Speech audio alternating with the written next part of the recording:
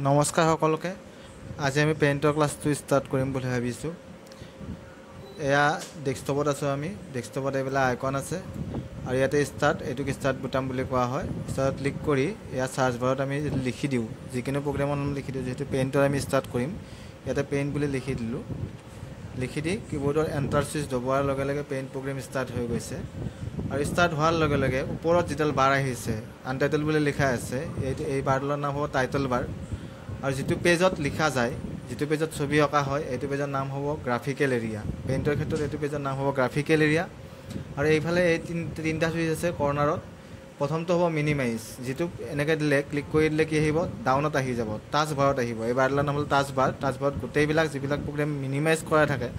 সেইবিলাক প্ৰগ্ৰেম ইয়াতে থাকে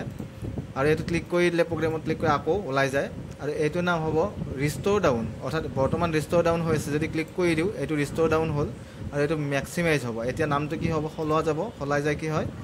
মেক্সিমাইজ হয় অৰ্থাৎ এইটো হৈছে দুটা নাম কি হয় মেক্সিমাইজ বা ৰিষ্ট'ৰ ডাউন বুলি কোৱা হয় প্ৰথমটো মিনিমাইজ এইটো ৰিষ্ট'ৰ ডাউন আৰু এইটো কি ক্ল'জ এইটো দিলে বন্ধ হৈ যাব প্ৰগ্ৰেমটো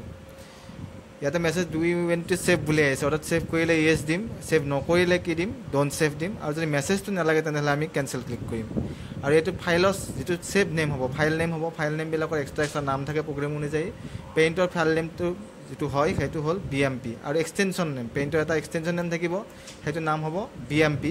আৰু যিকোনো প্ৰগ্ৰেম যেতিয়া আমি জুমিং কৰিব লগা হয় এইডাল হ'ল জুমিং ইয়াতে আমি প্লাছ দবাই দিছোঁ জুম হৈছে তেতিয়া আমি জুম চাবৰ কাৰণে এনেকৈ চাবৰ কাৰণে চাইড কৰি চাবৰ কাৰণে এইডালৰ নাম হয় ষ্টেটাছ বাৰ এতিয়া জুম আউট হ'ব তেতিয়া আকৌ এইডালে চাব পাৰি এই দুডালৰ দুফালৰ নাম হ'ব কি ষ্টেটাছ বাৰ আৰু এইখিনি টুল বক্স এইখিনি কালাৰ বক্স আজিলৈকে ইমানে আকৌ নতুন ক্লাছ লৈ আপোনালোকৰ মাজলৈ আকৌ আহিম ধন্যবাদ